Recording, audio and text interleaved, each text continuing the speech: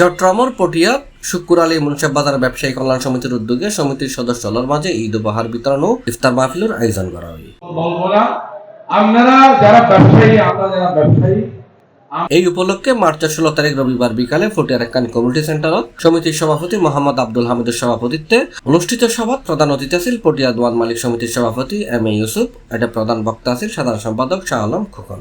এটা বক্তব্য রেখে পটিয়া দোকান মালিক সমিতির সিনিয়র সহসভাপতি ওসমান গনি খসরু, দিদাউল আলম, সাংবাদিক আব্দুর রাজ্জাক, সমিতির যুগ্ম সম্পাদক খুরশেদ আলম, সাংগঠনিক সম্পাদক মোহাম্মদ লোকমান, সহ সাংগঠনিক সম্পাদক নুরুল ইসলাম, জামাল উদ্দিন ও আবু সৈয়দ সহ আরো অনেকে। আমরা আমাদের সংগঠনের পক্ষ থেকে কিছু কথা আমাদের ইসলাম বাদশা বলেছেন, দীর্ঘ বক্তব্য রাখার সুযোগ নাই। আমি এইটুকু বলবো, আজকের এই মুন্সিপাল ব্যবসায়ী সমিতির পক্ষ থেকে ব্যবসায়ীদের একে চাপে রাখার চেষ্টা করেছি।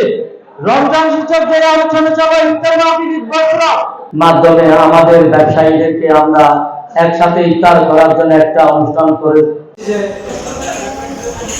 যিনি মহৎ কাজটা করে গেছেন, যিনি শুকুর আলী মঞ্চে আজকে ওনার দেওয়ায় এই উসিলাতে আমরা সকল ব্যবসায়ী একত্রিত হয়ে ব্যবসা করতেছি, এখান থেকে আমাদের জীবনযাপন করতেছি। অনেক সংগঠন আছে, বিভিন্ন সময় বিভিন্ন ক্লাব হয়, বিভিন্ন সংগঠন করে। সংগঠনগুলি করার পিছনে নানান ধরনের নানান উদ্দেশ্য থাকে।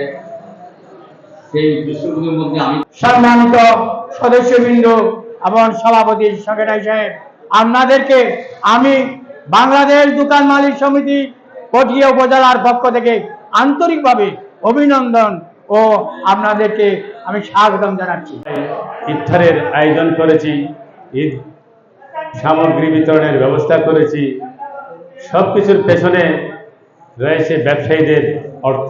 সবাইকে বাংলাদেশ দোকান মালিক সমিতি পটিয়া শাখার পক্ষ থেকে সবাইকে রমজান মোবারক ও অভিনন্দন জানাচ্ছি। এই সময় সমিতির 200 সদস্যের মাঝে ঈদ উপহার এবং 400 জনের ইফতার করানো হয়। আমরা চলি না। C plus TV, Chittagong.